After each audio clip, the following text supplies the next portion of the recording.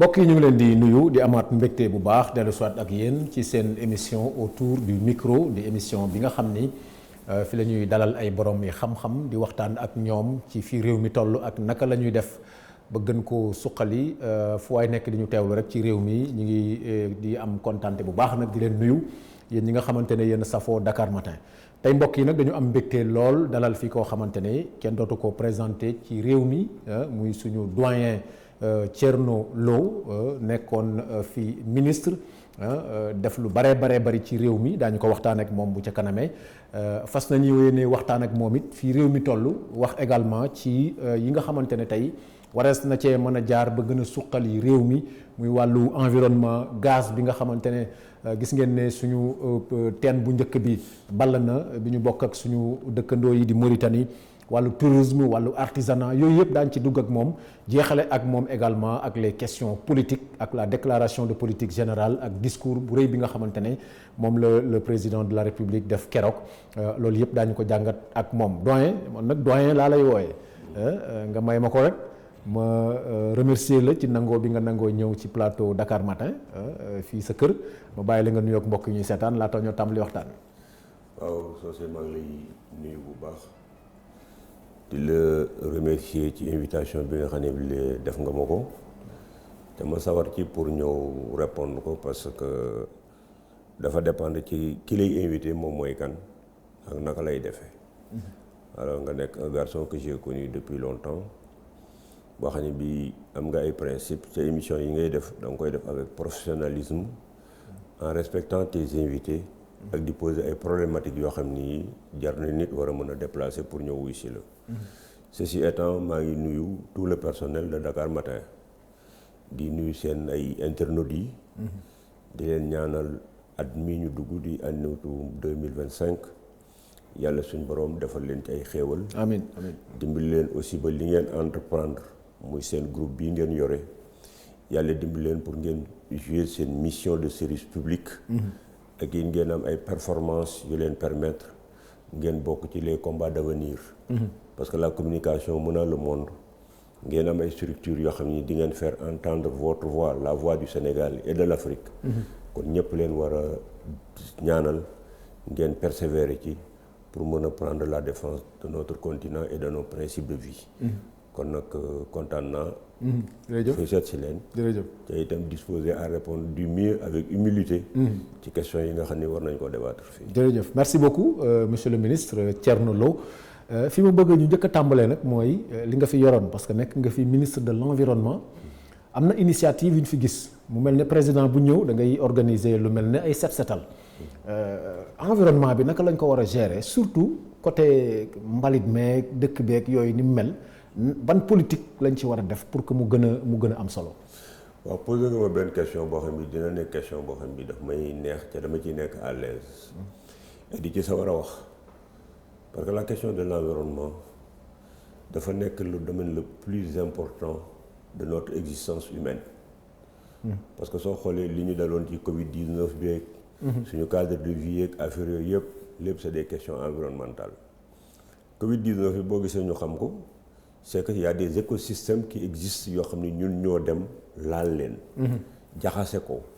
dem dugal suñu loxo fu ñu wartu dugg. lu ñu maîtriser wul. waaw yu ñu maîtriser wul. ba fexe ba indi ay impact yooyu conséquences yooyu mooy virus yi nga xam ne bi la moom moo créé wu. chaque époque de l'histoire dafa am ay virus yuy génn virus yi génn yépp ci écosystème yi nga xam ne li ñun dem nañ dareele ko. moo indi conséquences yi moom la ñuy subir. les conséquences de l'environnement moom la ñuy subir aussi. si vous prenez la capitale du Sénégal soo xoolee boo demee au niveau du centre de suivi écologique ñëw na la carte de Dakar. bu jëkkoon avant da nga doon xool mu nekk tout est verdure. nga am la bande de filao la forêt classée de Mbao dans Dakar les parcs urbains ni mu fi nekkoon tu sentais la verdure.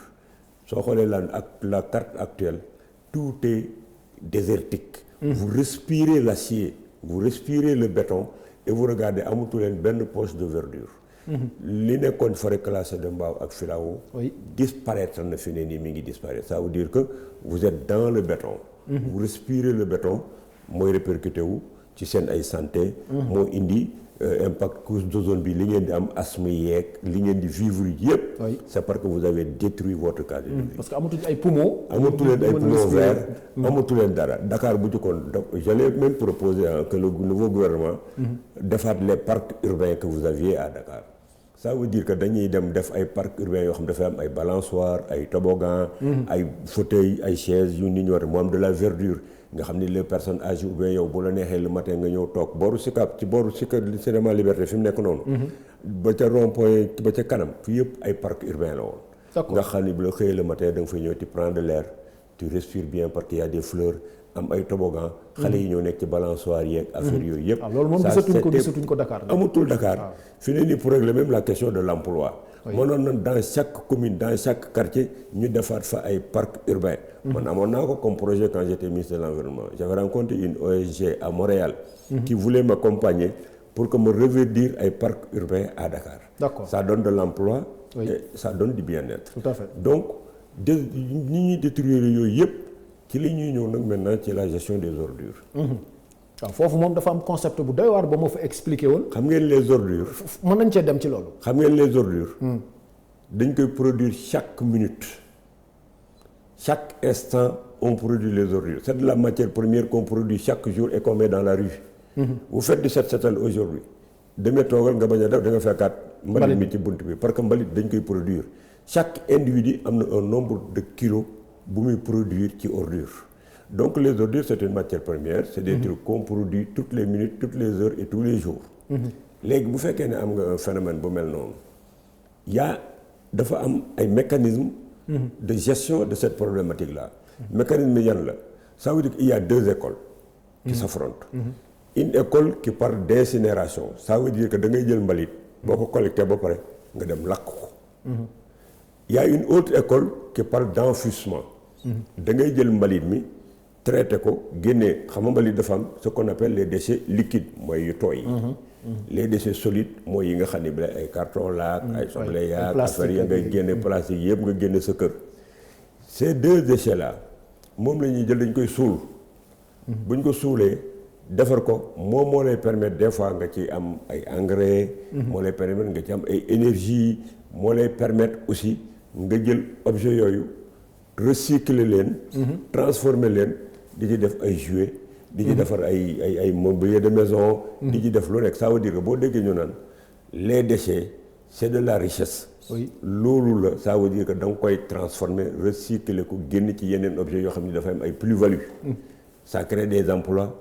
am ay plus-value. tout à fait donc l'État du Sénégal depuis le Parti socialiste ñoo fi créé woon SOADIP. yéen lu ngeen nekk xel dégg ngeen SOADIP moo doon société bu mag bi fi nekkoon. di traiter mbalit yi. ñu dellu soit fi nga gis Ablaye Wade ñëw fi. ñu créé waat fii ay Ama Sénégal. oui ay Veolia yëpp créé waat fii. Veolia man mii ci ñi àndoon ak ñoom Karim Wade ak ay Pape Diop dem jëli ko te dama contrôle la venue de Veolia au Sénégal. parce que je n'étais pas d'accord pour que Veolia ñëw fii. di jël mbalit bi yóbbu ko ba Mbao. oto yi jël suñuy oto Sénégal yi. ñoo ko jël pour yóbbu ko Mbëbës. parce que ñoom indi wuñu fa woon oto yu mën a dem Mbëbës. man d'accord lu ma woon ci ngay ñëw di lekk suñuy milliards. ci jël suñu mbalit. ba pare doo régler problème ko forêt classée. loolu d'accord ma ci woon parce que loolu ñi fi nekkoon mënoon nañ ko def. doo ko transformer doo def leneen. ça c'était une hérésie et j'étais contre. léegi set setal du solution. ah bon set setal ñi ngi ko commencé bi ñu fi commencé ci depuis ay Abdoulaye Wade. ñu ñëw Macky Sall jàll fi ñu ñëw def set setal. set setal c'est des événements plus ou moins folkloriques. l'intention est bonne. oui c'est que nit ñi dañu war a gérer seen cadre de vie. dañu war a jël seen mbalit mais boo weesoo loolu. li ci des yëpp c'est sans issue et c'est du folklore. parce que bu premier ministre di génn. ne day ñëw Guédiawaye mais waa Guédiawaye kay da leen daal di gaaw sol ay tenue commencé di bale ak di kii ndax premier ministre mooy ñëw. mais su dikkee bu demee na delluwaat ba mu seet ba xam est-ce que waa Guédiawaye ou bien waa Thiaroye est-ce que ña ngay bale. voilà ci loolu laa la bëggoon a laaj d'ailleurs parce que set setal bi xëy na baax na. non set setal bi mais buñ ko. idée bi. l'idée ak intention bi mooy. oui. dee leen set ci biir set ci biti cay collecter seen ay ordures di bale seen ay mbedd. l'intention est bonne. te bu ñëpp doon comporté woon noonu doo gis mbalit muy toog ci suuf dinañ fi suñu def les bassins là. oui. pour def ca mbalit mi pour que bu waa Ama Sénégal ñëwee jël ko dugal ko ci seeni camion kon mbedd du salte parce que doo sànni banaan ci suuf doo sànni këyit ci suuf da ngay dem def ko ci poubelle bi parce que quartier yi dafa am ay poubelles yu mag parce que zonage boobu ñu defoon man mii maa doon def zonage bi bu ñu ko defee da ngay dikk ñu def nga poubelle yu mag yi nga ñëw sotti ci mbalit bi waa Ama bu ñu dikkee loolu la ñuy jël sotti ko ci seen ay camion yóbbu ko Mbëbës donc esprit set setal bi baax na même système boobu la Sonaged di def parce que gis nañ léegi ay points de collecte dans les quartiers waaw Sonaged moom mi ngi def lu mel noonu xam nga zonage boobu man maa ko fi indi woon xam nga lu tax xam nga toogeen leen fi à un moment donné ngeen jekki-jekki woon gis Dakar moom ay jalli mbalit foo tourné di gis ay tas d'ordures yu ngande yooyu ci tas d'ordures yi envahiroon Dakar ba insalubrité bi dépassé les normes ci le président Abdoulaye Wade doon def benn tournée un week-end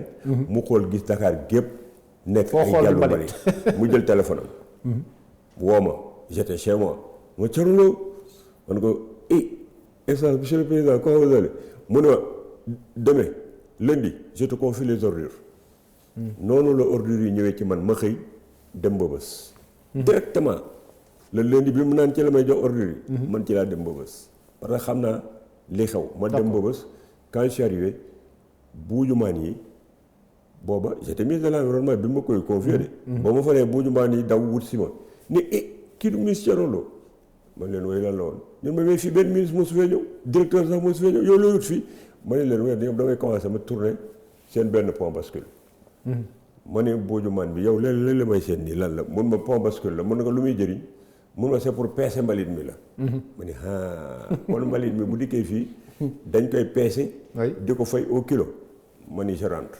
parce que li ma doon seet xam naa ko ma dem convoqué concessionnaire yëpp ñu ñëw au ministère ak les personnels de Ama Sénégal ñi ngi may déglu ak ñoom Diop si ñi ngi may déglu man du ma wax lu amul ñu ñëw ma ni leen dem naa Mbëbës président dénk na ma mbalit mi à partir d'aujourd'hui je ne paye plus au kilo je paye à la rotation ku dem Mbëbës 70 000 laa lay fay xam nga foofu rek naa problème xam nga la nga gis foofu boo yoree sa camion war a jël suuf ak gravat sotti ko ci ma yor sama camion boo xam ne dama cee def mbalit moo xam ne mii dafa oyof te buñ demee maa yow ñoo yem lu ñuy fay 70 000 waa soose yow di nga jël suuf ak gravat ci sa oto muy yàq say amortisseur nga yóbbu ko mu luur nga yóbbu ko Mbëbës ñu fay la 70 000 ca man maa ngi jël ay këyit ak yeneen mbalit yu oyof ñun ñaan ñëpp ñu fayandoo ñu 70 000 d'accord est-ce que doo fi bàyyi suuf si ak gravat bi ca sar sa mbalit yóbbu ko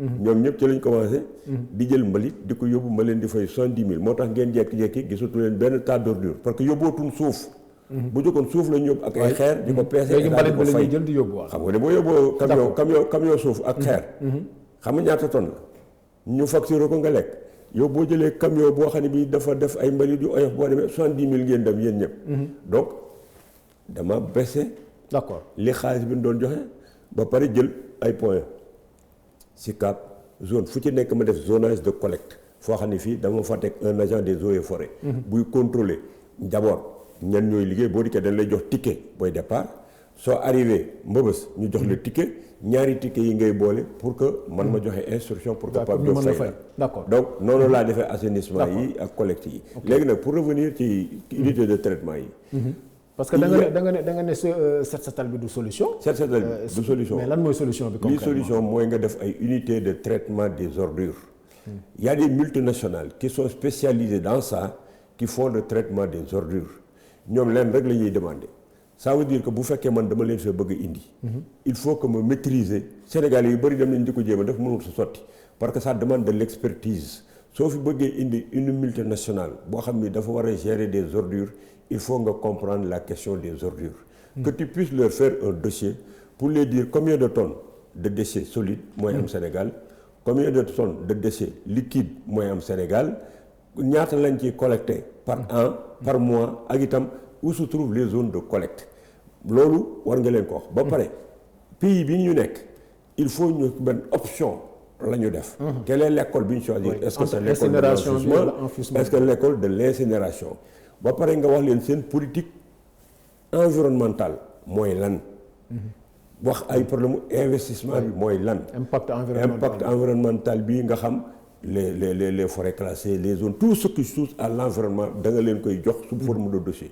La politique environnementale, les institutions qui gravitent autour yooyu yëpp da nga koy def ci dossier d'intermédiation boo xam ni da nga leen koy jox ou bien moom nga leen di fournir pour que ñu xam ni fii war nañ fee mën a ñëw pour impact bi ñoom danañ la jox aussi lii qu'est-ce que l'État offre combien d'hectares lay joxe où se trouve l'ensemble des hectares ak itam lan la ñu mën a nangu comme projet de collaboration combien d'années lay doon quelles sont les incitations quels sont tout ce que donc c'est tout un dossier ngay def pour jox leen ko ñu war a ñëw signer implanter est-ce que monsieur le ministre Sénégal mën nañ dem ba toll fu ñuy jaayee mbalit maanaam man su ma collecté mbalit sama biir kër ma génn jaay ko mais bis bu usine bi bu taxawee matière première la usine soxla matière première bi lan la mbalit. parce que gis nañ ne par exemple si on prend l'exemple affaire fer bi mais ferrailleurs yi fi mu toll nii fer amatul ci mbedd mi. loolu laa la bëgg dama la ñuy ramasser dem jaayi ko. dama la ne est-ce que bu ñu ko defoon mbalit mi du jeex ci kër yi. boo ma déglu li ma lay wax dama la ne boo defee usine. usine bi ñu ne la buy dox lu muy utiliser nga ni mbalit ordure lay utiliser waaw kon ordure yooyu kon moom du ko jënd pour que mu ñëw ci usine bi. kon léegi ku amati mbalit génne ko dañ koy jaay dañ koy jënd ñoom dañuy jënd mbalit.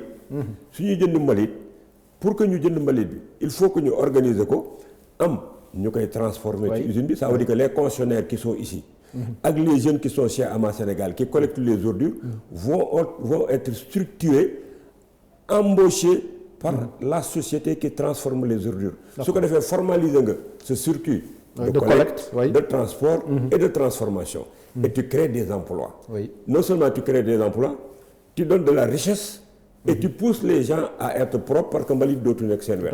tout à fait te ba pare di nga am ay produits employés nga boo paree les produits dérivés qui sont le compost qui sont l'électricité et tout ça moom consommation bi ça va être une consommation locale avant que ñuy def exportation bi tout à fait parce que boo fi indee benn multinationale il y a une chose que l'État doit pouvoir comprendre et koo fi indi fii muy agrobusiness ak lu mu mun di doon la muy produire da nga ciy def la satisfaction de la consommation locale.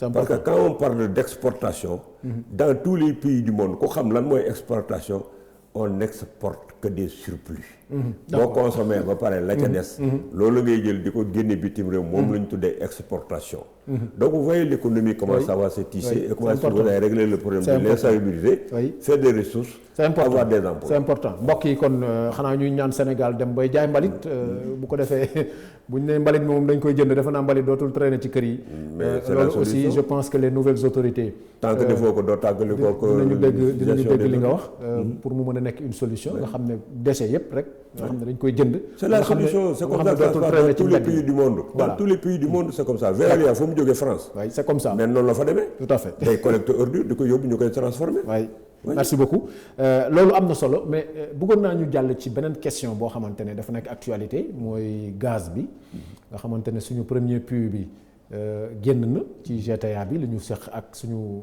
dëkkandoo yi waa Mauritanie pétrole bi ak gaz bi dafa am loo ne ma dafa nekk ci biir lan la. xam nga d'abord dañu war a sant yàlla suñu borom bi nga xamee ni am nañu ay ressources minières yu mel noonu muy gaz ak pétrole. ñu santaat yàlla suñu borom ci gaz bi. ak dafa indi régler ñu seen benn problème. mooy notre voisin bi nekk la Mauritanie on parlait toujours de conflit entre les deux États. mais yàlla moo ñu defalati xéewal ñu fexe ba partager une ressource. le fait que ñu partager la ressource là qui est le gaz indi war na beneen problème boo xam ne bii régler nañu ko encore c'est le partage de l'eau qui est le fleuve. ce qui veut dire que am nañu ñaari atout utiliser une ressource minière qui est le gaz.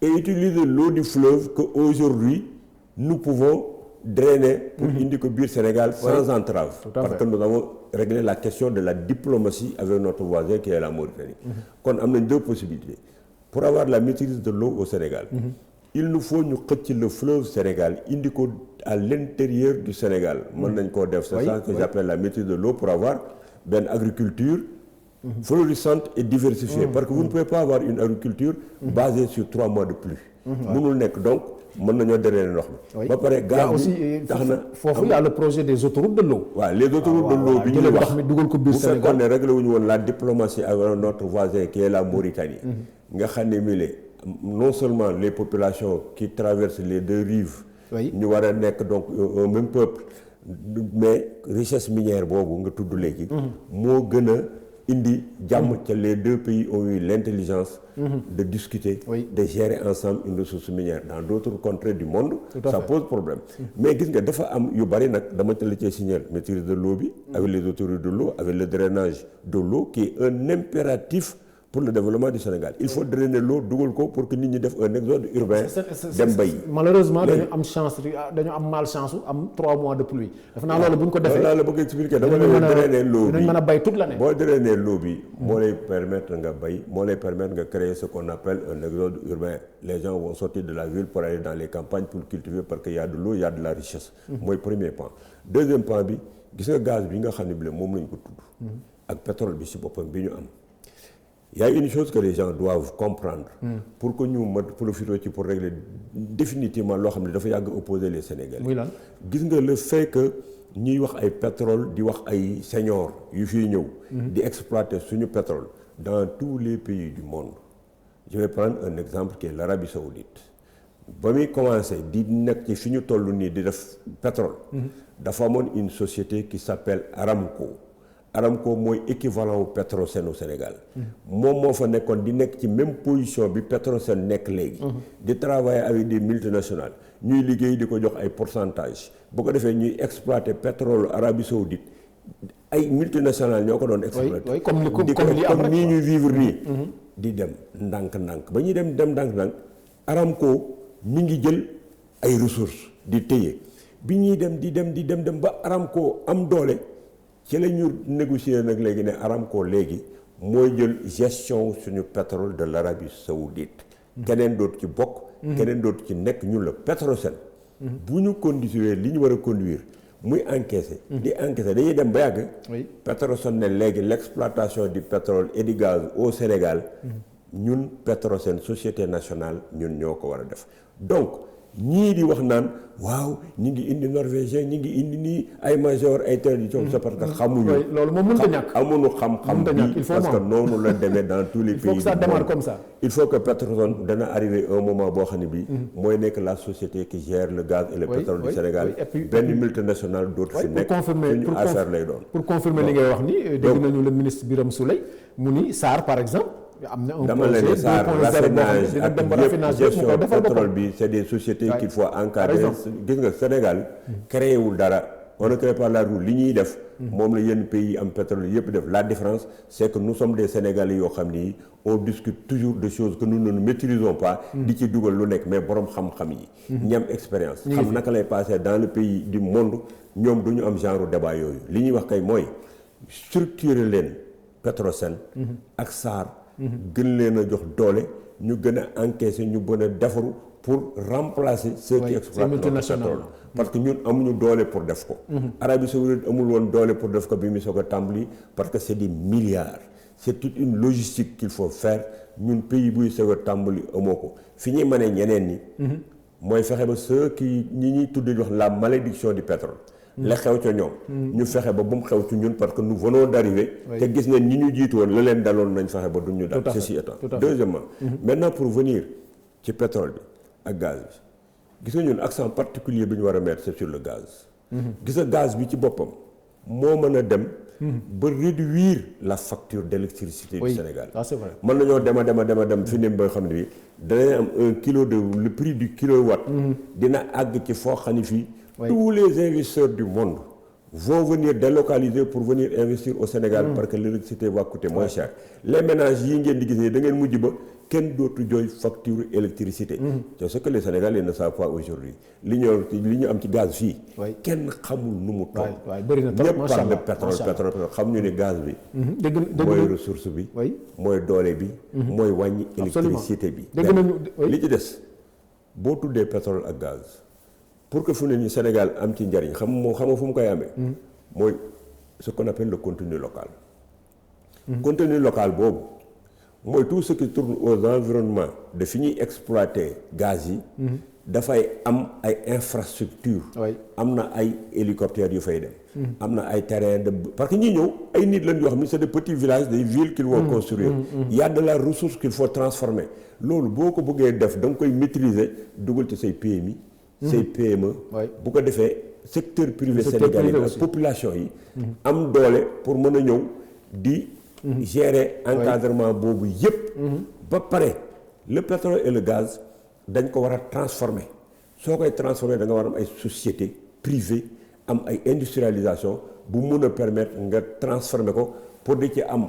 ay consommation locale am ci ay plus-value à exporter loolu mooy doole ji loolu nag pour nga am ko dafa am ay préalable tu ne peux pas attaquer un contenu local nga am un secteur privé qui est développé sans pour autant nga am une banque qui permet le financement de ton secteur privé et de ton économie assurance aussi dañ koy négliger deux poumons ngi ni yoo xam ne l'assurance et les banques bu ko Sénégal réglé wul du ñu am dara ci contenu local bi et notre secteur privé ne sera jamais encadré comment est-ce que tu peux comprendre que nga nekk dans un pays où tu veux développer son secteur privé financer ton économie nga am le système bancaire est contrôlé à 40% par les Marocains.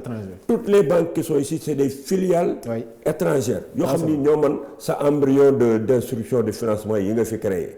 kon soo buggee dem li ñu raté woon. ca parti socialiste yàqal ñu ko. ñu amoon BND am USB. am BSK des banques qui étaient là. pour financer notre développement. ñu pillé ko. ba créer la société nationale de recouvrement. pour xool ña fa hypothèque woon seen. SNR bii ñu créé SNR bii ñu créé. c'est pour régler le problème des contentieux qu'il y avait avec les banques de développement qui ont été supprimées parce que yow boo fa hypothèque woon sa kër ma hypothèque fa lee société nationale de recouvrement bi moo war a ñëw pour xool patrimoine boobu banque yooyu amoon. naka lañ koy recouvrer moo tax ngeen di dégg ñuy wax SNR léegi nag war nañoo fexe. ba def ay mastodonte gis nga filiale yi ngay def ay BND yi ñuy wax ay FONGI mënuñu financer suñu développement. mënuñu financer une banque pour créer une banque au Sénégal xam nga lan la. avec 20 milliards tu as une banque mais banque boobu du mun a développer on prend un exemple avec des banquiers des Sénégalais. qui ont créé la banque islamique à partir d'un montant de ay 2 milliards moins de 20 milliards léegi dañ ko jox 2 Sénégalais. qui sont passés là-bas kii ñëw yóbbu ko 50 milliards kii yóbbu ko 100 milliards. donc on a l'expertise. pour diriger des banques. tout à fait ces gens-là. ñoom la état bi war a utiliser. tu entends dire que ñu ngi jaay USB ngi ubbi son capital. l'état du Sénégal dafa war a jël EGBS. EGBS bii ngay dégg nii. fii ne mi ngi jaay état du Sénégal daf ko war a jël de deux choses l'une. soit la diaspora bi ñuy wax. ak le secteur privé. ak CDC. ak ay fonds yi ak yooyu yëpp. ñu lëmas leen dugal leen ci biir banque bi. non le financement est important. bu leen ci dugalee. on va contrôler la société générale. je pense que ça a démarré parce que daal di commencer. parce que ku mel ni SGBS par exemple ils ont même changé de nom léegi SGS lañ tudd Société Générale du Sénégal pour confirmer li ngay wax. par rapport ak financement bi. mais option bi état bi def aussi ci gaz bi tamit pour vous confirmer. léegi dama la ne le premier ministre Ousmane Sonko li mu wax mooy. état du Sénégal dafa def option. que tey suñu gaz bi. dama ne dañu contribuer rapidement ci liy gën a dooleel la Sénélec. pour que consommation d'électricité bi mën a gën a wàññi. renforcer la position du secteur li may wax ci EGBS. dama ko xam.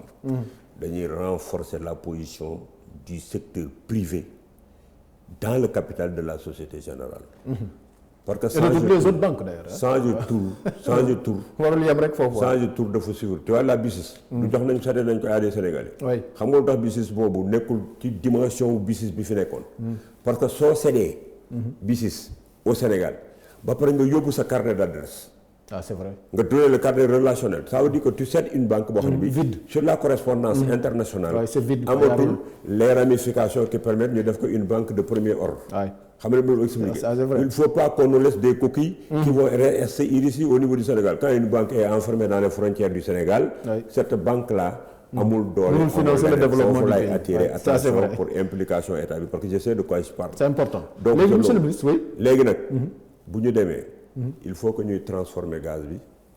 mais lan la ci sénégalais yi war a xaar concrètement ci gaz bi parce que mi ngi fii sénégalais yi xam nañ ne gaz bi teen bu njëkk bi bënn na pétrole bi raffinage bi ñu ngi ci lan la ci sénégalais yi war a xaar concrètement pour que ñu mën a nag alléger la souffrance des populations par rapport ak dundu gu cher gi courant bu cher bi woyofal bi par exemple mais woyofal bi mi ngi bëgg rey nit ñi. mais Sénégal yi li ñu mën a xaar mooy ñu jàppale état bi. ci d'abord discipline sécurisation. du pays. wane ni fii c'est un pays boo xam ne nous sommes soudés. nous sommes ensemble pour relever les défis. et que léegi tous les investisseurs bu bëgg a ñëw ci Sénégal di nga xam ni fii. c'est un pays stable. te gagné woon nañ ko bi ñu amee nos alternances là. alternance yi ni ñu ko amee. effacé na tout ce que nous avions connu depuis le 2021 ba maintenant.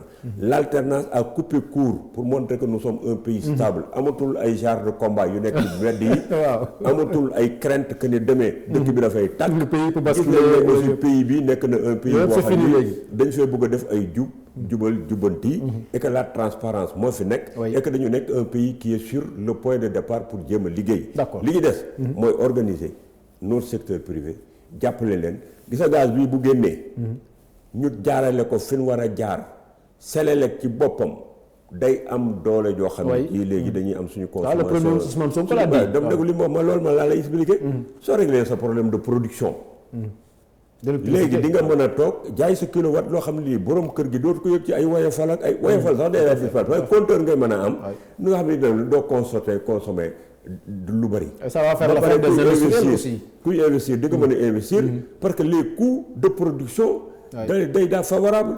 est-ce que et que la Senelec va régler un problème essentiel qu'elle n'arrive pas à régler aujourd'hui parce que la Senelec fait une production. bu defee production par exemple de 50 000 kilowatts. mais la Senelec n'arrive pas à facturer 50 000 kilowatts xam nga lu tax. la Senelec a un problème de transport ci transport bi la Senelec perd un certain nombre de kilowatts. Il y a des pertes effectivement. Ça veut dire que li ngay produire doo ko facturer. C'est ça. Si ajoute encore la fraude active que la Senelec subit. Ça veut dire que des gens sont là, ont leur compteur dans leur maison avec la complicité de certains agents de la Senelec. Ils tripotent les compteurs pour ralentir les vitesses de rotation du compteur. Ba nga xam ne du marqué li mu war a marqué. Ça veut dire que la facturation est bête. Il y a des gens qui alimentent une maison à partir alimenter d'autres maisons. Moi je suis chez moi. Qu'est-ce que je fais? Tu coupes ton disjoncteur là-bas. Tu viens, tu prends la source. À partir de chez moi, dugal ci prise, ce kër tàkk, keneen raccordé ci yow, vous distribuez de l'énergie que vous ne facturez. Je pense que c'est un problème global boo xamante ne. Problème global la boo xam ne bii. bu ñu war a régler suñ ko réglé defar ko affaire bu Sénégal dina dox dans des normes. Tout à fait. bu ko defee coûts yi gën a wàññeeku. bu ko defee les pays. ménages yi dañ ci gis seen bopp les industriels également dañ ci gis seen bopp. Même sociétés industrielles yi qui font de la fraude active. Il y a des sociétés industrielles qui fonctionnent ici duñu fay seen consommation d'électricité. Gis nga les agents de la Senelec qui m'écoutent là. Non, c'est pour confirmer ce que vous dites. Gis nga les agents de la Senelec qui m'écoutent. Tu sais pourquoi je parle de ça? Oui. Je ne suis pas comme ces gens-là qui vont sur des plateaux de télévision qui parlent de choses qu'ils ne maîtrisent pas. Moi, je parle de domaines que j'ai gérés, que je connais. Quand je parle de la Senelec, c'est parce que j'avais la maintenance de toutes les installations de la Senelec dans le pays. C'est Senelec Bel-Air, c'est Kahone, c'est Cap des Biches. J'étais confronté aux machines.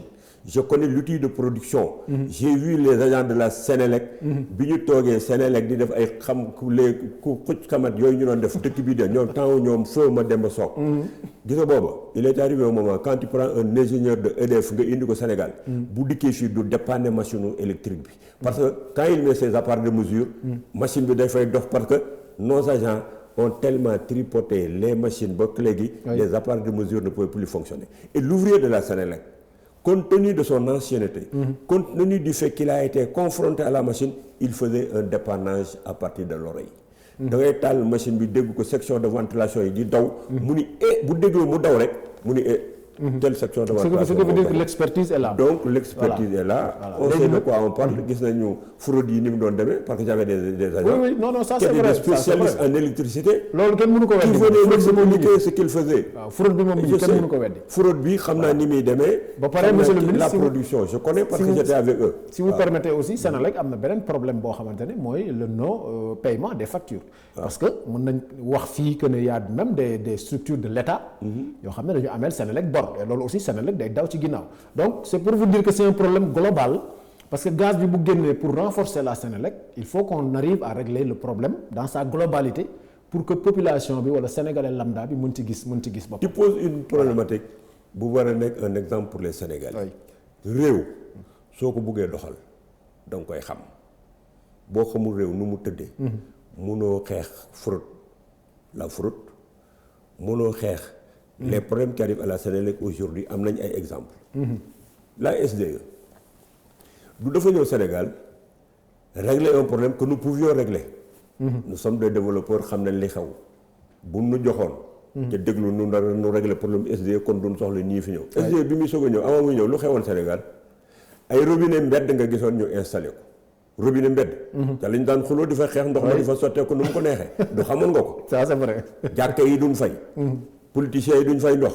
duñ def na ñu indi SDE man mi maa àndoon ak SDE di defar seen locaux yu bees yi ñu doon def ak affaire yi yëpp parce que je suis un vendeur d'énergie et de concept technique.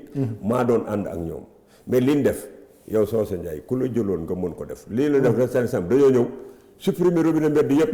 dugal ko ci kër yi. def compteur ci biir kër yi dem fële ku fayul ndox. ñu coupé la. amatul nga yor facture ñëw ñu ne tabaski jot na. ñu jël facture bi état leen la ko ci 6 mois 4 mois nga fay. des fois sax doo fay des fois facture ba lay nelaw dañ lay état deel. su volet social la. bi ñu doon def ne nga am facture mënoo fay ñu état leen la jox robinet mbedd ngay naan ndox ca doo fay mais loolu leen dindi. politicien bi bu fay ñu coupé ko. assemblée nationale bu fay ñu coupé ko. administration fay ñu coupé ko. waaw loolu boo ko defee boo coupé ñëpp di fay. ñu changé compteur kër yi ñëpp di fay. est-ce que doo am une structure. bancable. qui a de l'argent viable. en tout cas nga daal di commencer def say investissement liggéey est-ce que loolu. ñun ñi génn ñun ñi nga xam ne dañoo gérer. xam nu mu demee maa ndoon ak ñoom ñu di ko def. est-ce que ñun boo ñu joxoon mënuñoo def loolu ñu def. l'expertise locale est là. mais il faut que ñu dimbale aussi nos entreprises nationales parce que on prend juste l'exemple de la Sénélec. te loolu dañ koy confirmer Sénélec dafa am ay problèmes parce que am na ay privé ak ay structures publiques. mais ni nga assainir ba tey dañu am problème de paiement de facture. jëlal bu baax li ma la wax dama la ne. loolu aussi il faut ñu dimbale ci waa mais yow li sa réponse moom laa la jox ci kawu SDE. kawu SDE ak yeneen boo defee assainissement. dégg ma tuuti boo defee assainissement comme ni nga defee SDE noonu ngay assainir Sénélec. mooy Sénélec c'est quoi. il faut régler le problème du transport de l'électricité. pour que soo produire 10 000 nga transporter ko jaay ko. benn maîtriser les pertes. donc ça veut dire que da ngay changer sa fil yi. ni commencé nañ ko sax ñoom. fil yi di traverser ci kaw ak yooyu affaire da nga koy def lépp nekk en souterrain. ba pare sooy def yow sa police d'abonnement ne fait pas ce qu'on appelle la fraude passive. mooy ça veut dire que da ngay ñëw ne ñaari lampe ak benn frigo moo nekk sama kër. soo paree nga yokk ca climatiseur yokk ca yëpp. bu ñu xoolee te loolu dafa am ay conséquences. parce que soo ko defee su sa frigo bu bees bi nga indee lakk. ak sa climatiseur lakk ca nekkul woon ci sa police d'assurance. même boo jotee ay coupe sur nga lakkale boo demee Sénélec. doo fayee ko parce que dañuy génneel li nga souscrire woon. c'est ça loolu c'est ce qu'on appelle la fraude passive. loolu itam baaxul ci Sénélec. donc c'est un problème d'assainissement. pour que ñëpp fay li Sénélec di produire. Sénélec am ay rentabilité su ko defee ñu mun a wax ne. na baisser maintenant l'électricité. merci monsieur le ministre ay yëpp xoolal l'économie et la gestion de ces structures. c'est comme un train. sur des rails soo ci dugalee loo ci warut a dugal mu dérailler. c'est ça merci beaucoup jërëjëf. di nuyu waa Sénélec yëpp pourquoi on le dit parce que nag courant dafa mënul ñàkk ci industrialisation moo tax tey gaz bi li ci tukkee lépp ci li premier ministre wax mooy option bi état bi def muy gën a dooleel la Sénélec pour que facture courant yi gën a mën a wàññeeku mais nañ dimbale aussi nos entreprises nationales aussi facture yi ñu leen di xaalis bu bari bi ñu leen ameel bañ leen ko fay aussi. dañ leen ko fay te Sénélec benn la ci mën nañu évoquer yeneen entreprise yu bari yoo xam ne ñu ngi daw derrière des factures impayées. ça c'est la dette intérieure. voilà vous ne pouvez pas développer un pays sans développer votre gérer la dette intérieure c'est important. ñu ñëw ci tourisme bi si vous permettez. secteur privé bii bari nga ciy dem wax ci 2 mots rek. ça veut dire que c'est le secteur privé qui crée des emplois. l'État ne crée pas d'emplois. l'État règle des cadres macroéconomiques. secteur privé bi mooy investir mooy employer ay nit. ce secteur privé. soo ko trouvé des possibilités d'être financé. soo ko joxul say grands travaux fayoo ko sa dette intérieure créer woo secteur privé dynamique. créer woo emploi. la dette intérieure doit être payée parce que dañ ne l'État paye après service rendu. quand une entreprise exécute un marché ba def ko ba mu pare. État bi daf ko war a fay. l'État ne paye pas. très bien merci beaucoup monsieur le ministre ñu jàll ci beneen point bi. muy le tourisme économique. Macky Sall dafa am lu mu fi indi am ku ko feelu woon ne ko vision weesuwul Diamniadio mais les infrastructures yi ñu def Diamniadio SOGIP nekk fa yeneen entreprise nekk fa comment faire pour développer le tourisme économique fii ci Sénégal. xam nga tourisme nga ni tourisme rek waaw dafa signifier une chose. Il y a des milliards qui gravitent autour du monde parce que les personnes voyagent. Tout voyage coûte de l'argent.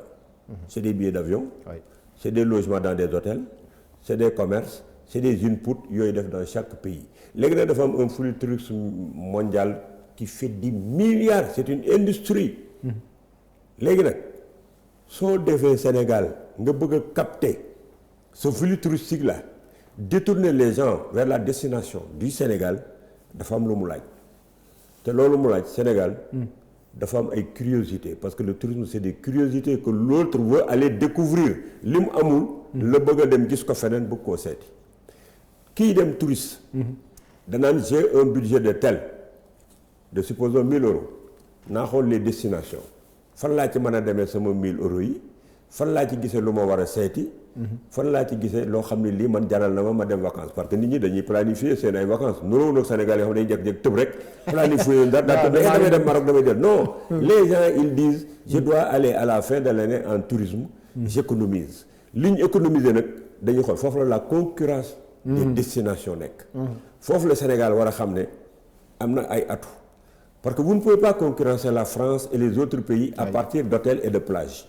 ñoo leen gën a rafet ay hôtel gën leen ëpp ay plage gën leen a seetle kon nit ñi ñëwuñu fi pour seen hôtel yi ak seen plage yi bien vrai que ci la bokk parce que ay instruments touristiques lañu danañ ko jaay mais c'est pour découvrir le pays dans sa globalité su ñuy ñëw da nga war a développer ce qu'on appelle le tourisme durable tourisme durable boobu mooy tourisme bi nga xam ne bi dafay servir population yi c'est pas un tourisme de sac à dos où quelqu'un vient avec sac à dos wàcc Sénégal ak yor xaalisam Sénégalais yi ak seen mbaax gi ñuy def daal di jël touriste bi loger ko seen kër di ko jox muy lekk bàyyi ko mu wëreelu ci dëkk ba 2 semaines de tourisme dem on n'a pas besoin de ces touristes là ce sont ces gens de tourisme là sac à dos qui viennent fii avec de petites sommes Sénégalais yi leen di héberger ñu doxaan seen ay doom doxaan seen ay sœur lekk seenu lekk ñibbi waat France ñun soxlawuñu yooyu oo un tourisme boo xam ne bii dina ñëw def ce qu'on appelle le tourisme de découverte wër réew mi dem Saly dem Touba dem feneen xool suñu tourisme religieux yi xool suñu merveilles les merveilles de la Casamance comme le port de Podor les sites de Dilo Felo les parcs que nous avons parc de Djoudj de Bandia de Gëmbël ñu xool gis ne fii dem Joal Fagno fi ñëw xool suñu kii zone yi ñu industrier suñu terres yi ñu aménagé pour l'investissement touristique dem ci zone nord bi ñu gis ne ah bon là c'est joli il y a des parcs nationaux il y a un tourisme religieux qui se développe la gastronomie du Sénégal baax na l'environnement il y a une police touristique bu fi nekk fii war naa fee mën a investir foofu nga leen di yóbbu ci zone yi bu ñu defee seen tourisme de découverte ñu def fi ay infrastructures hôtelières ak yeneen pan yoo xam ni yi ci cadre de vie nit ki lay bokk donc faire la promotion de la destination dafa am importance mais il y a un drame au Sénégal comment pouvez-vous imaginer ñu def 2 salons internationaux du tourisme man maa leen organiser inscrire ko au niveau de l'organisation mondiale du tourisme qu'on appelle OMT boo demee foofu le Sénégal est inscrit pourquoi j'ai organisé le salon du tourisme la première édition on m'a décerné la médaille d'or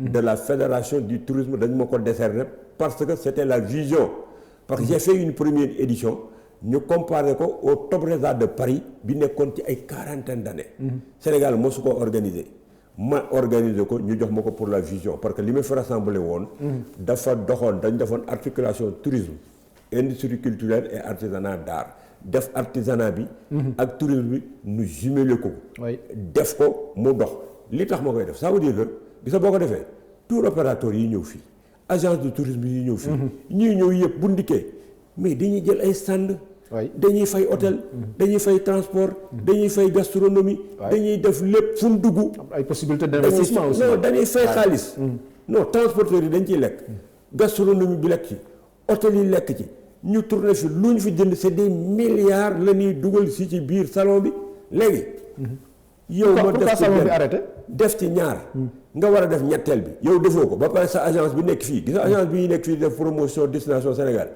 xam nga dafa am xaalis bu muy collecté xaalis bu muy collecté xam nga fa lay jógee touriste bu fanaan ci benn hôtel Sénégal bu jokkoon 800 francs nga doon fay par nuit Ah bon? man maa ñëw yokk ko def ko 1000 francs. Ah oui? waaw ku fi fanaan. sa facture bu ñu koy def am na ci benn taxe touristique de 1000 francs bu fa nekk foo ko mën di tëddee nag ci biir Sénégal c'est la réglementation. da nga koy verser au niveau du fisc. fisc boobu jël xaalis bi jox ko agence bi ba pare l'état du Sénégal jëlaat nag leen dolli leen waaw bu ñu yoree budget boobu war a jaay Sénégal. au lieu ñoom ñu woo ñu def salon boo xam ne day xëcc ci nit ñi ñëw pour que ñu def ay input. ñoom dañuy jël suñu xaalis exporté ko di dem salon wu Paris dem salon wu Burkina Faso. dem salon Berlin dem salon Espagne suñuy dem suñu centaine de millions. li ñuy jël yóbbu ko foofu pour bu ñu nee ñoom jël foofa hôtel. def fay sànn. lekk fa ça veut dire que kon dañuy jël son koppar yi ndajewoon fii dem sotti ko ci yeneen. da nga gis ne dañu war a inverser tendance bi. def suñu ay propre salon. mais salon boo koy def c'est pour que nga xëcc gars yi ñu ñëw def input fii ci biir Sénégal. mais lan moo tax mu arrêté woon dama ne woon damay importer seen ay devises mais du ma exporter sama devise yëpp man su ma demee salon tourisme bu Burkina Faso Burkinabé yi dañu war a ñëw aussi sama salon bu ma koy organiser bu ma demee bu Paris waa Paris dañu war a ñëw man tam bu may organiser sama salon mais man dong may génn di dem ma def ci ñaari salon bi ñoom Macky Sall ñëwee xam nga lu tax bu ngeen déggee sama discours yi ma fi di insister sur la continuité de l'État. C'est pas parce que ñëw nga boo organiser un salon du tourisme da naan da ngaa copier Macky Sall copier woo kenn. ñun bi ñu ko doon organiser. dañ ko organiser suivant les deniers de l'État. dañ ko organiser au nom de l'État du Sénégal. te bi ñu koy organiser c'était pas Thierno Lo tout seul j'étais accompagné d'une équipe d'ici et d'ailleurs les tours opérateurs américains. dama leen a sélectionné ñu bare ba ma sélectionné leen ne leen jël leen ci 15 parce que j'avais un bureau qui était à Atlanta pour jaay la destination. Russie 100 ñoo ci organisé les Russes n'étaient jamais venus au Sénégal parce que dañuy voyager ñoom en famille. du ñu voyager par benn nit ñu indi fi 100 Russes yu ñëw bu ñu defee loolu ay Sénégalais laa ko defandool yoo xam ñu ngi nekk toujours dans le même circuit. C'est pas parce que le régime a changé. que li Sénégal moomoon mu nekkoon une bonne chose. boo dikkee doo ko continuer il faut assurer la continuité de l'État. mais pourquoi ils n'ont jamais voulu le faire. les quelques ministres qui étaient là. ku ci nekk. touché naa la.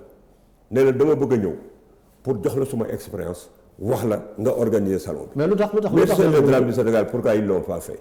Sénégal dañ am une attitude malheureuse. qui pousse au sectarisme d'être sectaire.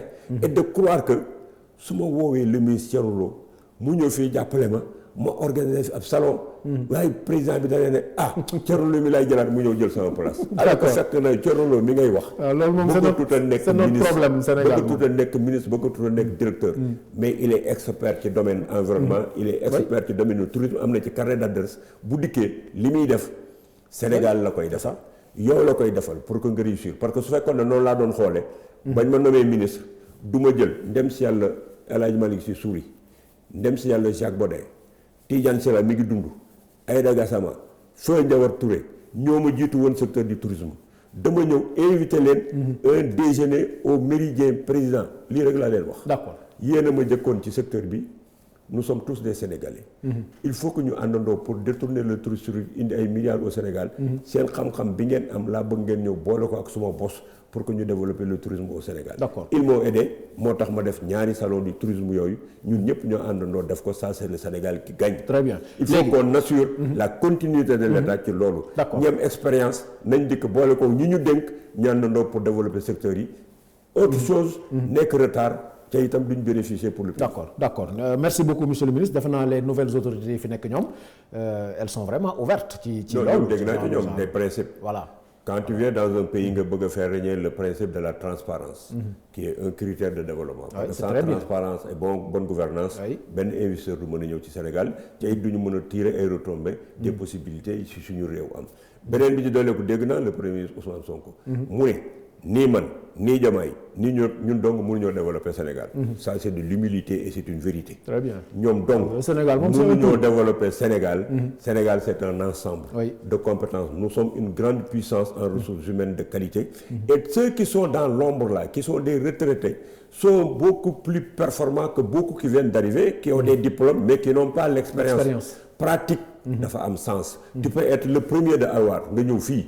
soo dikkee fii soo demee ci terrain bi man je prends un de mes ouvriers nga nekk le plus grand ingénieur polytechnicien nga ñëw su ma la booleeg sama benn ouvrier ngeen dem di def ay centrale de climatisation centrale di nga planté wu soo dégluwul pas bi nga xam ne am na expérience pour faire les réseaux de l'expérience n'a pas de prix aux États-Unis c'est l'expérience qui prime et non le diplôme. D'accord. kon ku ñu fi jël jox la ko am nga théorie àndal ak ñam pratique. ngeen defar réew mi pour ñu gérer l'intérêt général au détriment de nos intérêts particuliers. Très bien. C'est-à-dire et il faut que ces nouvelles autorités continuent ci dynamique boobu. nekk un président un premier ministre de tous les Sénégalais. président Diomaye ak président premier ministre Ousmane Sonko kenn wur leen wutal noonu. Ils servent la République, sont nos serviteurs. Donc, les défis qui nous interpellent sont tellement énormes. Quel que soit le projet Horizon 2050, échec lay doon. Je pense que li nga wax ni moom la ñuy jeexale mooy le discours du président de la République junj na ko mais balaa ñu ñëw ci discours bi ñu ñëw ci la déclaration de politique générale du Premier ministre. seetaan nga ko en tant que ancien premier ministre am expérience macha allah ci domaine yu bari. ban lecture nga ciy tiré. lecture bi ma ciy tiré ambition bi. c'est noble. il a visité tous les secteurs. il a parlé de souveraineté. moi je suis pour les souverainetés il y a des souverainetés. oui. souveraineté ci boppam dafa baax ci lépp souveraineté bi ñu wax na ci souveraineté alimentaire. Souveraineté alimentaire boobu c'est une question de dignité pour le pays. Souveraineté dignité la kon donc nga souverain ci lu nekk looy def dafa bari. ci biir souveraineté boobu wax na fi les bases militaires. oui bases militaires yi mu ci tudd mooy c'est toujours est-il que dañuy compter toujours sur nous-mêmes mais nous ne sommes pas en vase clos. Nous avons besoin des autres. mais il faut redéfinir les rapports yi ñuy am ak nit ñi. pour que ñu koy def des rapports gagnant-gagnant. Que nous ne soyons plus exploités. Que nous ne soyons plus des serviteurs des colons pour aller courber l'échine à Matignon ou à l'Élysée. Que ñu bañ a nekk des Africains choisis. yu nekk fii simplement pour reprendre les mots d'ordre de l'autre. La dignité et la souveraineté kooku mooy soubassement. C'est important. nga xam yaay kan xam loo bëgg xam nga am nga ay ressources minières am nga ay ressources intellectuelles de qualité. Ton pays a une histoire te kenn mënu ko dumóoyu parce que nous avons eu des hommes qui ont marqué l'histoire du monde. On a eu des savants, on a eu des guides religieux yoo xam ni ay références lañu. Le socle sur lequel nous sommes assis, ce que nous avons construit, c'est déjà des éléments qui peuvent nous permettre, la nouvelle génération là, de réussir parce que am na lu leen nit ñi liggéeyal. Le Sénégal sur le plan de la diplomatie n'a rien à envoyer. Nos généraux ñooy conduire les opérations militaires de l'Organisation des Nations Unies par ailleurs. Nous avons les premiers, quand vous prenez quelqu'un comme Moussa Diagne, le premier agrégé en philosophie du Sénégal, mais le deuxième en Afrique. Le premier Africain qui est allé à Oxford, premier Africain bu dugg Oxford, c'est feu Cheikh Sylla. Il était de Darou Moussi. Il est décédé. Moom la ñu ko fi amaan envoyé woon bi ñuy régler les problèmes de l'Irak. Donc nous avons des gens, on a Kéba Mbaye, on a d'autres yoo xam ñoo jaay Sénégal ci monde bi ba nga xam ne bi la bu yàqoo aura boobu ñoom sur le plan de l'extérieur su yàqoo ñun ñu ñëw après ñoom ñun ñoo ko yàq par nos querelles, par nos positions partisanes, par notre compétition autour des postes de pouvoir et par la gestion de nos intérêts particuliers au détriment de l'intérêt général. On a tout pour se développer. Mais si nous continuons à dilapider nos ressources, à ne pas choisir les meilleurs d'entre nous, à continuer à gérer des intérêts particuliers, à détruire les chemins de fer qui existaient ici, à piller nos infrastructures, ça veut dire que nous donnons raison à Axel Kabou qui disait que nous refusons le développement. Ça, c'est vrai. Et René Dumont aussi l'a dit.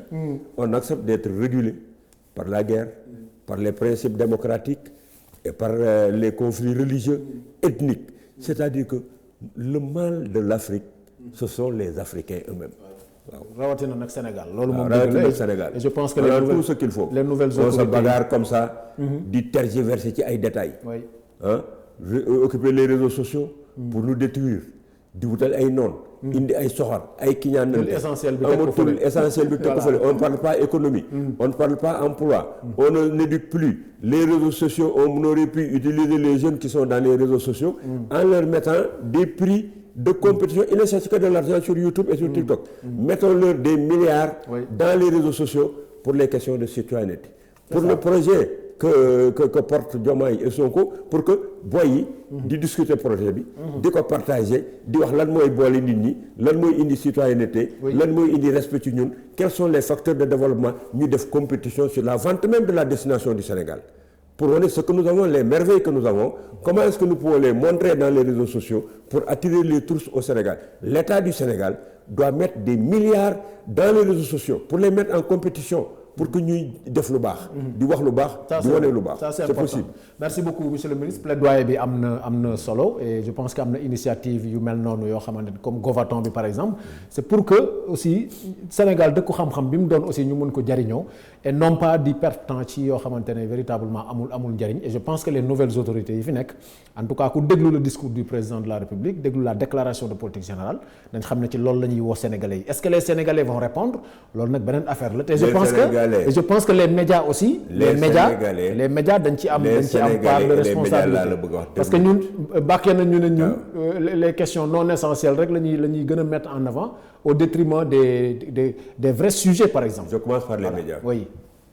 Médias, c'est bien parce que la communication mène le monde. La voix de l'Afrique, la voix du Sénégal dañ ko war a défendre sur le plan international. Dañu war a partager aussi ci biir les missions de service public yi presse war a accomplir. Foofu lay mettre l'accent. La presse n'est pas une organisation pour détruire, pour toucher nos fondamentaux, pour mettre sur la place publique les secrets d'État, pour mettre les secrets militaires, pour dénigrer les autorités. C'est pas le rôle de la presse. L'éthique et la déontologie et le patriotisme, j'en ai tellement appris parce que le mentor, l'exemple de cela, c'était mon ami, Mame Less Camara, que j'ai accompagné ci ces derniers moments ci ce monde bas. maa ko accompagné woon mën naa ko wax parce que nekkatul. Mame Less Camara bu demee ba découvrir ma di ko jël dugal ko suma oto soxnaam toog suma gannaaw. ma yóbbu ko ñëkkati ko chaise yóbbu ko ba ñu jël ko ñu yóbbu ko mu def rapport biologie am ñëw gis ne yàlla teg na ko loo xam ne waroon na dem dugg ci dialyse kooku man nii maa ko dox ak moom ca période bi ma koy dox ak moom. ñi mu formé. ñi nekkoon ay xaritam kenn ko ci ñëw fayal ko benn facture 3000 mbaa 6000 francs amul woon. et il est parti dans la dignité. C'est dommage ça. Dans la dignité. maa ko vivre ak moom ki ne son épouse est là ku fa dem wax la ko ca kenn ci ñoom mos ta xamoon ne. seqoon naa loolu ak moom mais au-delà de cela dama doon jàng ci profession bi. Il m'a poussé à aimer la presse. J'ai organisé avec lui 2 manifestations. La presse, pouvoir ou contre-pouvoir. Beneen bi c'est médias et démocratie moom ak Asma Demba. xam nga ko c'est une sommité. Mame Less c'est une sommité. Eugène Rokhaya Aw xam nga ni c'est une sommité. Mame Moussa Diagne ñii laa dajale dîner d'abord au Novotel boo yoree jab yi ngeen di gis ni moom laa woon ne ko kaa ñu àndoon ñoo organisé noonu les 2 manifestations. Donc l'importance de la presse je connais. La presse a une mission de service public. Presse dafa baax. Mais il faut que la presse aussi arrive à poser des débats. léegi nag ni ñuy def nii di wax naan ce que le ministre veut faire pour régulariser le monde de la presse c'est bien. Il faut qu'on sache qui fait quoi. Oui, ça c'est important. Pour que ñu mën a boo leen bëggee dimbali sax nga xam ko. kon nañ ko positiviser te bañ a indi ay antagonisme aussi. entre la presse. Et le pouvoir. Le pouvoir a besoin de la presse. La presse a besoin du pouvoir. kon nañu dem a rafetal relation yi. ñu liggéey te bañ a indi ay histoire ci diggante bi parce que baaxul ci kenn ci ñoom ñaar. D'accord. waaw donc moom vraiment loolu je voulais le dire. D'accord ñu jàll ci yeneen points yi balaa ñu ñëw nag ci les questions politiques. mooy le discours du président de la République. bari na ay informations yu mu ci wax en tout cas gën na leeral fi mu bëgg a yóbbu réew mi li ci gën a fës tey mooy déclaration de patrimoine bi nga xam ne dañ ko bëgg a wayal ci tous les agents yi nga xam ne ay fonctionnaires lañ. yow ancien ministre genre idée yooyu naka nga koy apprécier. li ma jëkk a retenir ci déclaration président de la République bi. mooy c'est-à-dire que ils ont très bien communiqué. parce que soo bu jëkkoon lan nga doon gis. da nga doon gis un président de la République qui vient à la fin de l'année. faire un bilan. Oui. Mais fii la déclaration de politique générale.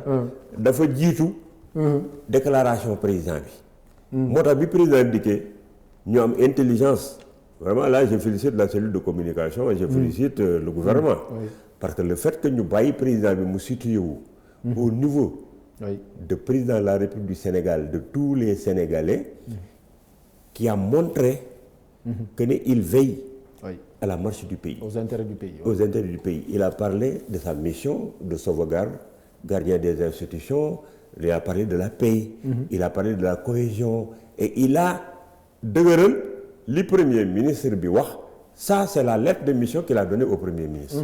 wax na ko sans entrer dans les détails des chiffres et des trucs, mais il a montré que il n'y a pas de différence parce que le premier ministre n'a fait que traduire ce que je veux en tant que président de la République. ba pare mu wax paix. wax sécurité gën a dooleel les critères qui attirent l'investissement c'est la transparence gis nga déclaration de patrimoine su ñu waxee ne da ngay def déclaration de patrimoine pour képp koo xam ne bii da ngay gérer ay deniers publics te da nga koy def entrée def ko sortie bi c'est des plus bu njëkkoon c'était pas généralisé deuxièmement nga def déclaration de patrimoine di dugg te booy génn doo def sa déclaration de patrimoine lan lay jëriñ c'est ça lan lay jëriñ dañu bëgg a wane ne boo yoree 10 francs sooy génn dañuy wax ba xam sa 10 francs yii est-ce que li ci dolleeku liñ la doon fay bi nga leen dénkee ne le ministre mbaa nga def le président la nga fa doon am moo di ko nekk plus dolleeku ci 10 yi ou bien 10 yi da nga cee dolli loo xam ne liñ la dénkoon lañ la fa doon fay mënu laa fay nga nekk 1 milliardaire si tu étais parti de 10 millions ou bien 20 disons 30 dégg nga loolu la déclaration de patrimoine di jariñ ak itam c'est pour assainir la mu won na ne boo fi duggee ak 2000 bis boo fi génnee ak milliard boo génnee di nga ko expliquer da nga dem ci kaso bi parce que Sénégal nag lañ gis ay fonctionnaires milliardaires aussi loolu la rafete leneen li ci des aussi il a fait un appel à la cohésion nationale. Donc da ngay saluer le discours dans son non, sérieusement, je salue le discours du président parce que c'est un président qui est venu yam ci ay prérogatives les prérogatives du président de la République kenn waru ko discuter. C'est des domaines qui sont réservés. Il a été choisi par le peuple sénégalais qui lui a donné un mandat de 5 ans et il a prêté serment devant le peuple sénégalais. noonu lañ koy xoolee ca noonu laa ko xoolee ca loolu laa dégg dans son discours. gisuma ci lu ma mën a critiquer. d'accord moo ci gisoon fii laa koy wax bala mu fi jógee. d'accord ñun xam nañ sa franc parler moom loolu moom leer na. monsieur le ministre question bi ñuy jeexale nag mooy parce que mënuñu def ak toog ak yow ci émission te waxtaanuñ ak sa xarit yal na ko yàlla yërëm muy l'ancien premier ministre Mahammed Boun Abdallah Dionne. nekkoon na candidat yàlla dogal lu mu dogal nga nekkoon le président du comité d'orientation stratégique bu Dionne 2024 mais on a comme l'impression que Dionne 2024 dafa disloqué wu parce que récemment la ñu gis benn assemblée générale bu am à Thiès loolu moom naka nga koy jàngate affaire yi dafa tas wala lan la. xam nga dama décidé woon ne dootuma wax ci Mahammed Boun Abdallah Dionne. parce que d'abord bu may tudd turam di wax ci moom c'est de l'émotion c'est des trucs. Parce que voilà un être extraordinaire que les Sénégalais sax ne connaissent pas mais xam nañ dara ci moom bu ñu gisee ni ko nit ñi accompagner bi ñu fi jógee. yow su ma toogee nangu ko waxante ak yow c'est parce que yow Mahammed Boun Abdallah Dionne moo mën a dénk yow. ça c'est vrai loolu moom dama koy confirmer. yaa toog mën la kii. mun ma Thierno. kii sama rakk la. sama doom laa. c'était mon grand frère loolu lépp sama mag sama rakk la. maa la ko dénk. loolu moom je le confirme waaye. nii moo ko wax maa la ko dénk. parce que bi mu toogee man mii la jëloon defoon man numéro 2. nga toog ay assemblée générale ñëpp di toog. mu ne grand bii suñu mag la moo ñu jëkk ci politique expérience bi mu am moo tax dama koy def le président du conseil d'orientation stratégique qu'on appelle le COS mooy numéro 2. yow xam nga ne fu mu masa lu mu masa organiser man mii maa ko présider. bi ñu demee résidence Mamoun maa ko ni toogal sa kër boobu maa ngi santé que maladie bi a ngi tàmbali woon. maa ko ne damay présider ba bu desee 30 minutes nga ñëw tu étais témoin de l'histoire. tout à fait. Good Red man mii la woo ne ma defal le directoire de campagne. ne ma defal de mais ma ni bu ma nee defal naa war a am xel woo ñu ma encadré ñu defal proposition ma woo leen sama siège. ñu ñëw def composition directoire bi ba mu mat. ma jël ko yónnee ko pour validation. la mu def validation moom laa leen convoqué ngeen ñëw Good Red. ma exposé ko fa. ne leen amul débat parce que il a décidé mi ngi nii mu validé. ba mu paree am na yum ci yokk créer benn poste foo xam dafa def benn lot de concession yow mii yaa defoon organigramme bi yaa doon corriger li mu doon def bu ma ko joxee yow laa ne Mohamed nee na nga corriger defal lii nga corriger ba mu génn ñu génn ko médiatiser ko donc loolu kenn mënu ko weddi c'est des vérités ku kenn mënta travestir Mohamed bi mu fi nekkee ku ci nekk xam na lam la dénkoon ak place ba mu la defoon bi ñu demee nag ba nga xam ne bi lee c'était un homme qui était porteur d'un projet ñu souhaité yaakaaroon ne kii mën na yor Sénégal ñu ñëw quitté benn bokk yaakaar Macky Sall dàq ñu ne ko d'accord amatuñu ak yow benn relation administrative ni politique jël nañ suñu yoonu bopp ñu ñëw ànd ak nit yàlla suñu boroom dogal la muy dogal ne ko yow Mohamed kat jeexal nga jël naa la ñu nangu dogal ba mu ko defee li nga xam ne bi moom moo ñu war mooy ku ci nekk foo toog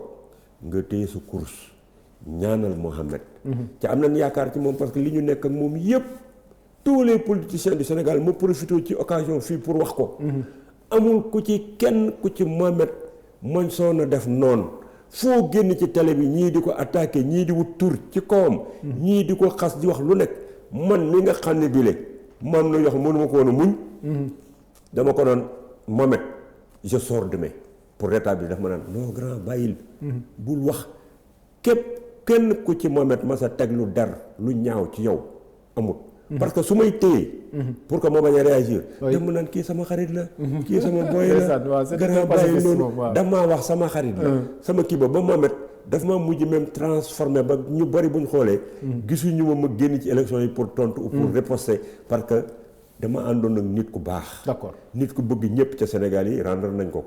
la xew morgue ba la xew Touba. la xew film bi ñu projeté ci moom ak li nit ñi di wax ci moom. ku nekk. wax nga lu rafet ci moom loolu dañ ko war a préserver léegi nag. d'accord mais ginnaawam dafa mel ni aussi sur le plan politique ñi mu fi bàyyi en tout cas dafa mel ni affaire yi dafa tasaaroo. non ñi mu fi bàyyi xam nga lan lañ comprendre. qu'est-ce qui s'est passé lu xew. John 2024. c'était pas un parti politique. c'était une coalition de partis, de mouvements, de personnalités pour porter un homme au pouvoir. Mohamed dafa amoon intention bu ko yàlla mayoon mu gagné li ñu arrêté woon te bëggoon koo def suñu paree dañuy transformer la coalition John tuddee ko le bloc républicain du Sénégal boo xam ne bii dafa am une autre mission de rassemblement au-delà des idéologies et tout ça dañ ko conceptualiser woon ba bëggoon koo def bu ñu gagné woon élection yi léegi nag ba Mohamed demee fa la coalition ba yam Mohamed est parti avec sa coalition. Donc la coalition John 2024 la coalition John 2024 n'existe plus. D'accord defuñu assemblée générale. defuñu leneen bañ paree man mi doon numéro 2 yow mi nekkoon ci communication bi. Mouniru mi nekkoon fële ak Cheikh Diop John ak ñooñu ñëpp ku ci nekk ak ñoom Assane. ku ci nekk da ngaa delluwaat ci say activité amul lu fi nit di donn amul lu fi nit di continuer parce que nekkatul. D'accord. Parce qu'aujourd'hui, personne ne peut aller parler de la coalition John 2024. Oui, mais... te gisoo ma fa gisuma fa yow gisuma Socé gisuma Mouniru gisuma keneen ak keneen ñun ñi nga xam ne ñoo ko porté woon léegi lu ci waay wax maa nga jëm ko jéem a créer am nga ca liberté sa turu bopp la mais c'est pas la coalition John 2024 damay ñaan nañ bàyyi xanaa da ngay remettre en cause parce que dans la presse on a vu une assemblée générale qui s'est tenue à Thiès. loolu aussi assemblée générale bëggoon naa ñu leeral ko aussi. assemblée générale coalition John 2024 on a même dit que c'est Moustapha Diagne qui a remplacé Mohamed Boun Abdallah Dionne. man vraiment du ma tudd ay tur li ma mën a wax daal te kenn du ko dindi mooy coalition John 2024. ba Mohamed demee ñu ñëw ànd ak moom accompagner ko yóbbu ko ci hôpital ba dem Touba ñëw dem këram dëj ko bañ fa jógee. li ma leen proposé woon te ñu bari d'accord woon ci mooy. nañ leen dem def benn assemblée générale bu ko defee sargal ñi jàppale woon Mohamed yépp bu ko defee bu ñu ko defee ba pare ñu wax foofu que ne coalition John 2024 yem na fii parce que boroom dem na ki taxoon ñu def ko ña nga xam ne bi leen tase nañ fa ca xamante ci ay xamante yu rafet am ay affaire su leen neexee bu ñu génnee ñu continuer créer seen benn affaire dem man Thierno Lo bi nga xam dama yoroon sama parti sama coalition ma delluwaat ca sama parti sama coalition lu ma leen mën a jàppalee dimbali leen ko dinaa ko def yow mii nga delluwaat ci sa milieu presse keneen delluwaat ci parti politique am parce que kii nga tudd Moustapha Diagne mais dafa yoroon parti Maguette Ngam yoroon parti yooyu lañ booloon ak sama boss pour déposer la candidature na delluwaat ci parti am kii delluwaat ci leneen assemblée boobu amut ah oui mujjul am parce que daf ca naroon am peut-être am ñoo xam ne dañ ca yaakaaroon ne bu ñu demee dafay am ay coow on a préféré bañ koo def ku nekk dem donc y a pas eu d'assemblée générale de la coalition Dionne 2024. d'accord mënoo def assemblée générale coalition Dionne 2024 te man mi nekkoon le président du COS taxawal organisation yi yëpp doon représenté Mohamed fu nekk ko diriger campagne bi dem Touba dem Thiénaba maag Cheikh Diop Dionne ñi bi ñu demee ba Touba ak Mohamed te Mohamed tële ci guddi ga man mii la woo ma ñëw mën ma grand 5 millions ngi ni xawma 7 millions jël ko li desoon ci ay sëriñ yu ñu war a siyaare ji nga dem àndal ak Cheikh Diop Dionne mii du keneen ku mu fa décision man mii maa dem Thiénaba maa jiite les délégations dans la banlieue def campagne soog a dem Daaru Musi donc coalition bi lu ma ci jiituwut ak lu ma ca fekkewut loolu du yëf yi Dionne. mais da ngay confirmer ne coalition moom coalition bi amatul d'accord léegi nag ku mu neex nga dem def si yëf yi bopp mais ngir yàlla li may ñaan ñëpp tur Mohamed Boun Abdallah Dionne buñ ko dugal fenn foo xam ne fii ay polémique dina fa am ba nit mën a yëkkati dara teg ko ci deram il ne mérite pas ça il fut un serviteur de l'État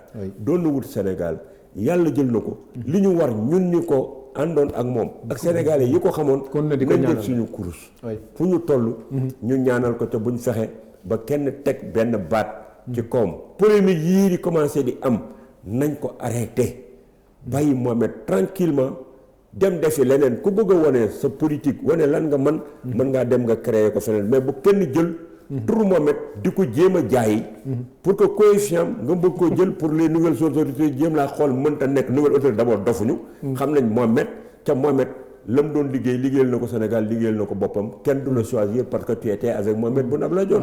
merci beaucoup c'est pas possible. jërëjëf il faut arrêter. merci beaucoup monsieur le ministre je pense que li mu wax noonu am na solo par rapport ak les nouvelles autorités parce que am na loo xam ne moom man fekkee naa ko.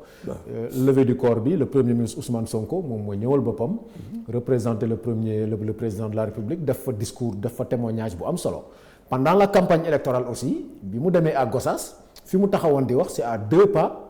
de la maison de Mohamed Boun Abdallah Dionne mu defaat fa aussi beneen témoignage donc les nouvelles autorités xamoon nañ déjà l'ancien premier ministre te wane nañ wax dëgg yàlla relation yu rafet yi ñu amoon ak moom donc li ci des yëpp kon defe naa ne amul njariñ. une petite parenthèse pour finir pour ñu jeexal foofu pour ñu jeexal des autorités un président de la République un premier ministre ñoo xam ne ñi d'abord ay acteurs politiques lañ xam nañ nit ñi ku ci nekk xam nañ sa waxi démb ak sa waxi tey yor état am des services de renseignement am expérience comme yow mais kan moo ci war a am xel mu gàtt di wax naan dama leen war a jéem a nax dama leen war a jéem a appâter dama leen war a jéem a won fii mais lan nga leen mën a jaay pour jéem leen a nax appâter pour jéem a faire de l'entrisme dafa am lu koy de la transhumance mais y a des Sénégalais qui créent des mouvements qui créent des trucs j'ai même fait de reproches à certains amis en leur disant que yéen au lieu de sortir maintenant ñëw ci plateau yi di joxe seen xam-xam seen xalaat koo ci wax nga ni ah non man Thierno man du ma génn parce que boy yi xaw ma fu ñu jëlee réew mi ak affaire yooyu parce que da ngay toog parce que yaakaar nga ne bu ñu la posé yenn question nga wax par exemple critiquer seen ay action day naqari président Diomaye ou bien mu naqari président Ousmane Sonko ou bien boo dikkee wax yenn affaire yu jëm ci ñoom dañ naan na da ngaa bëgg a def transhumance nga bëgg a toog ba pare en sourdine tu es en train di wax ak gars yi nekk ci biir bu di wax foo jaar. waaw loolu seen loolu moom ci ko Sénégal et de l'irresponsabilité. merci beaucoup il faut que les Sénégalais la génn débattre sans se battre. di wax njëriñu réew mi. te bañ koo porter ci say position de pouvoir. très bien nous avons beaucoup fait dans ce pays là. on n'a pas man xoolal sax man toog sax di amati léegi benn kilifa dafa jeex. ñu sama sëriñ. waaw kenn mënut a nekk sa kilifa. kenn mënut a nekk sama kilifa lii man kay mooy ngay def ma ñëw jox sama xalaat. di fertiliser li ngay def. ak nga def tax réew mi ci yoon. ma mën a ñëw liggéey parce que man secteur privé laa def 35 ans moom laa xam moom laa man waaw donc nekkuma fi di def tendre la main ak di def mais li fi nekk ñun ñëpp ko bokk d'accord ñi fi nekk waruñu échouer dañ cee war a jàpp tout à fait foofu la sax ku may analyser sama comportement na nga ko gis foofu boo ko gisee feneen da ngay juum très bien merci beaucoup monsieur le ministre Thierno Lo moom lañ dalaloon mbokk yi tey seen émission autour du micro kontaan nañ ne bu baax nag ma bàyyi la nga nuyoo nga tàggatoo ak mbokk yi ñuy seetaan di la féliciter rek di la encourager merci principe yi lay jiidee nga nekk ci kenn déggu la nga xassee kenn déggu la nga ngay jaay sa bopp na nga ci continuer yàlla moo yor wërsëgu ñëpp profession bi nga nekk c'est une profession qui est noble qui colle sur l'éthique et la déontologie soo toogee fii c'est le monde entier qui te suit nit ñi dañoo def bu ñu toogee ci benn plateau mbaa ñu tey seen téléphone ñoom Sénégal rek lay xool c'est tout le monde entier qui te regarde. C'est des spécialistes ñoo lay juger. ce regard extérieur là. looy def dee ko ci boole ca xam naa ni liñ la jàngal ak fi ñu la yarale. yow waroo décevoir. di profiter aussi sama passage pour saluer mon jeune frère Pape Alé. waaw sa xarit. non sama xarit la sama xarit la c'est un garçon boo xam ne bi on a des relations depuis sud. mu jaar 2STV. et quelles que soient les péripéties du moment dañuy échanger. très bien ci ay conseils rek laa koy jox les derniers conseils que je lui ai donné mooy ci poste bii ñu ko jox. et je l'ai fait de façon publique sur Facebook. très bien et il essaie et il me le rend très bien. dama koy encourager parce que il fait partie de la relève générationnelle. tout à fait xale la ñu jox ko média bu toll ni bu Sénégal. am un premier ministre jeune. un président de l'Assemblée nationale jeune. am damay jeune ñoo ngi soog a ñëw ci la relève générationnelle. cette relève générationnelle la nag bu mu fexe ba ñun la vieille école là ñu naan ñii ñun ñoo leen mën. waaw loolu la daal maa ngi ñaan nag jàmm ci Sénégal. amiin une bonne année pour les employés yi nekk fii. ak itam pour tous ceux qui sont dans la profession.